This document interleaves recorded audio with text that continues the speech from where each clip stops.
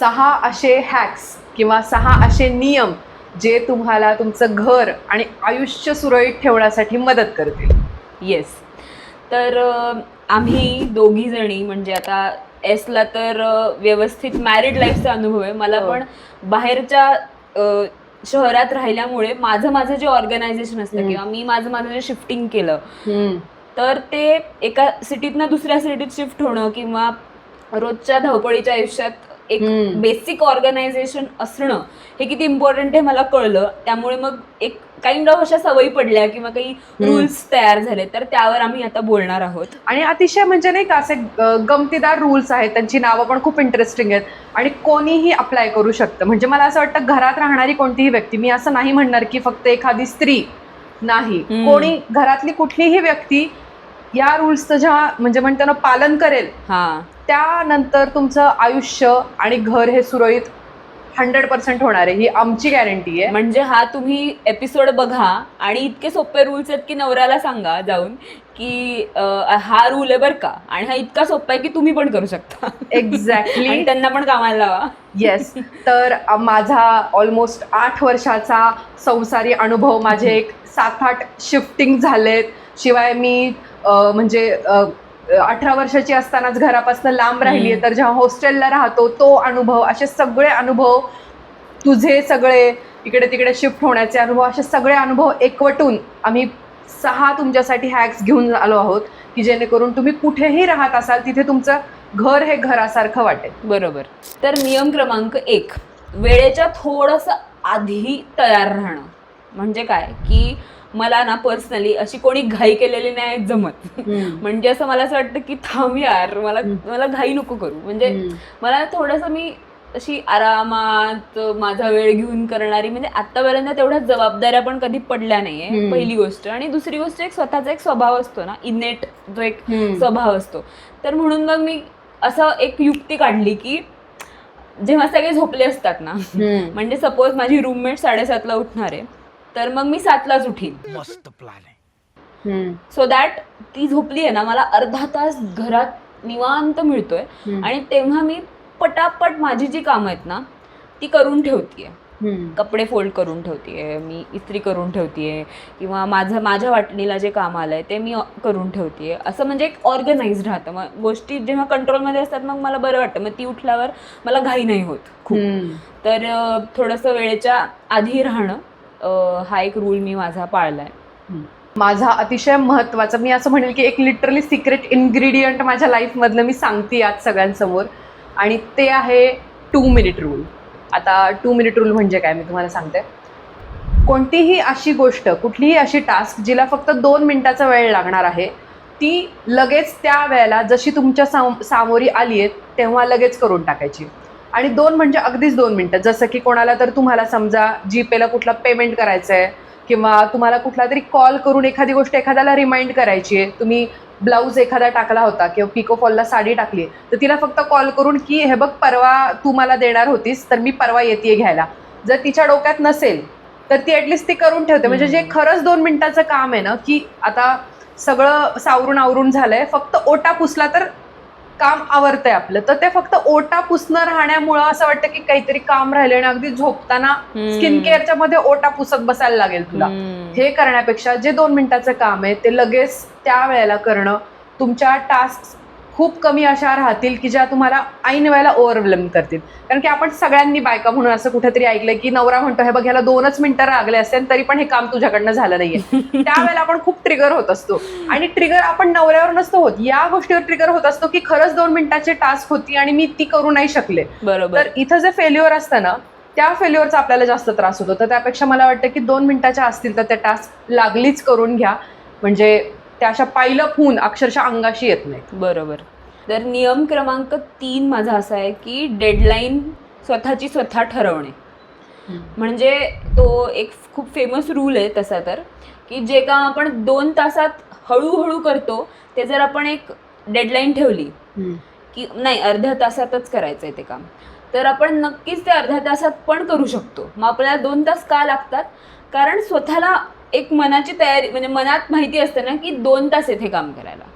तेच काम जर ठरवलं ना की नाही अर्ध्या तासातच करायचंय आणि मला इथून पुढे वेगळं सुरू करायचंय, किंवा असं पण होऊ शकतं, म्हणजे असं मी केलंय की कुठेतरी जायचंय 7 वाजता आणि 6 वाजता माझ्याकडे फक्त स्वतःचं आवरायचं ठेवलंय, पण एक काम पण जर मी घेतलं माझ्या त्या 1 तासाच्या पिरियडमध्ये, तर मी स्वतःचं आवरून प्लस ते पटकन होणारं एक काम करून जर निघाले ना, वेगळीच प्रोडक्टिव्हिटी वाटते आणि ते काम पण होऊन जातं, खरंच होऊन जातं. कारण माहिती आहे की एका कार्यक्रमाला पोचायचंच आहे 7:30ला, तर 7ला निघणं भाग आहे तुम्हाला, तर मग तुम्ही काहीही करून, म्हणजे बाय हुक और क्रूक तुम्ही ते करताच. तर मला असं वाटतं की तो डेडलाईन वाला रूल माझ्यासारख्या थोड्याशा लेझी गर्ल्सला छान वाटतो, उपयोगी येतो.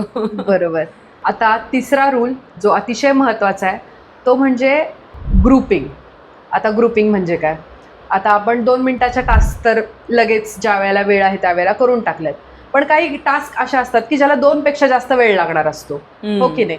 तर अशा सगळ्या, जसं की कुठली तरी एखाद्या गणवेशाची गुंडी तुटली आहे, तिला अगदी 2 मिनिटात होत नाही, तिला जरा काही वेळ लागतो ते धागा दोरा लावून शिवेपर्यंत. किंवा कुठली तरी टीप उसवली आहे, किंवा एखादा परकर आहे त्याचा नाडा घालायचा आहे, किंवा एखादा ब्लाऊज आहे तो उसवायचा आहे, किंवा जसं की आपलं होतं की डिस्क्रिप्शन काढायचे, हॅशटॅग्स काढायचे, थंबनेल काय हवंय ते डिझाईन करायचे, ठरवायचे. अशा ज्या 5 मिनिटाच्या टास्क आहेत, मी एक दिवशी अशी बदकीनी बसते एकदा आणि ह्या सगळ्या ज्या टास्क आहेत ना त्या एकत्र घेऊन बसते. म्हणजे ज्या खूप वेळ घालवणार आहेत कळत न कळत, खूप म्हणण्यापेक्षा 5 मिनिटं, पण त्या सगळ्या एकत्र केल्यानंतर ऍटलिस्ट 20-25 मिनिटं जाणार आहेत माझे. तर ते 20-25 मिनिटाचे जे गोष्टी आहेत त्या एकदाच घेऊन बसायच्या आणि करायच्या बल्कमध्ये. म्हणजे समजा किचनमध्ये गेली तर 5-5 मिनिटाच्या कुठल्या गोष्टी मला करायच्या आहेत, की चला 5 मिनिटात मिक्सर स्वच्छ होतो, 5 मिनिटात एकदा मस्त वाईप होऊन जातो आपला फ्रीज. एकदा त्या सिनारिओमध्ये यायचं, त्या गोष्टी ग्रुप करायच्या आणि एक 20-25 मिनिटं घेऊन ते करून घ्यायच्या. म्हणजे एक दिवशी अचानक पाहुणे आलेत आणि सगळा पसारा इथं थोडा तिथे थोडा तिथे थोडा, असं नाही, हे होणार नाही. तर ग्रुप करा आणि एकदाच करून घ्या, म्हणजे you will be free for a week at least. बरोबर. तर पुढचा नियम असा आहे माझा की रोजच्या वापरातल्या गोष्टींना एक घर करून देणं. म्हणजे काय, तर ज्या आपल्या अगदी रोजच्या वापरातल्या वस्तू आहेत, म्हणजे एखादी स्टेटमेंट रिंग आहे किंवा घड्याळ आहे किंवा 2-3 प्रकारचे कानातले अदलून बदलून वापरते, एक पर्लचे, एक गोल्डन, एक सिल्वर, एवढे बेसिक कानातले मी अदलून बदलून प्रत्येक ड्रेसवर वापरते ऑफिसला जाताना, मला माहिती आहे. तर मग मी एकाच गोल अशा डब्यात, म्हणजे ऑर्गनायझरच येते काइंड ऑफ, त्याच्यात सगळं डंप करते. बरोबर. कारण असं होतं ना की उबर बुक केली आहे पण कानातलं नाही सापडल्यामुळे ती कॅन्सल झाली आहे कधी कधी. त्यानंतर मला कळलं की या छोट्या छोट्या गोष्टींमुळे इतका वेळ लागतो की कानातलं नाही सापडते किंवा घड्याळ कुठे गेलं, अरे माझं हे कुठे गेलं. म्हणजे लिटरली चावी, घड्याळ, रिंग्स, सगळ्या जे काही मला नेहमी जाताना लागणारच आहे ते एकाच त्या गोल डब्यात टाकलं. तर असं होतं की तो जो छोट्या छोट्या गोष्टींचा वेळ उगाच वाया जातो ना 2-2 मिनिटाचा, तो वाचतो आणि तुम्ही छान तयार होऊन बाहेर पडता. शिवाय म्हणजे आणि कंट्रोल वाटलं की खूप छान वाटतं. बरोबरच. तर मग ज्या त्या गोष्टींना घर करून द्या आणि येस, ते तुमचं लाईफ सुरळीत करतील बेसिकली. आता माझा शेवटचा आमचा रूल या व्हिडिओमधला, जो की अतिशय अतिशय महत्त्वाचा आहे, तो म्हणजे एका रूममधनं तुम्ही उठणार असाल ना तर कधीच रिकाम्या हाताने उठायचं नाही. म्हणजे काय, म्हणजे समजा किचनमध्ये कुठून तरी काय माहिती कसं, पण माझ्या मुलाच्या शाळेची एक वही असते फ्रीजवर, तर मी फक्त एकदा स्कॅन करते, हा इथे काय कोणती गोष्ट जी बिलॉंग नाही करत, अच्छा फ्रीजवर इथे एक वही ठेवली आहे का, तो काहीतरी डाऊट विचारायला आलेला असतो, मग मी त्याला ते सांगितलं आणि काही झालं आणि मी सहज ठेवून दिली. ती वस्तू तिथे नाहीये आणि दुसऱ्या दिवशी सकाळी असं आपल्याला असतं की अब्सेंट माइंडेडली हे कुठे गेलं गडे, मग ते सापडत नाही.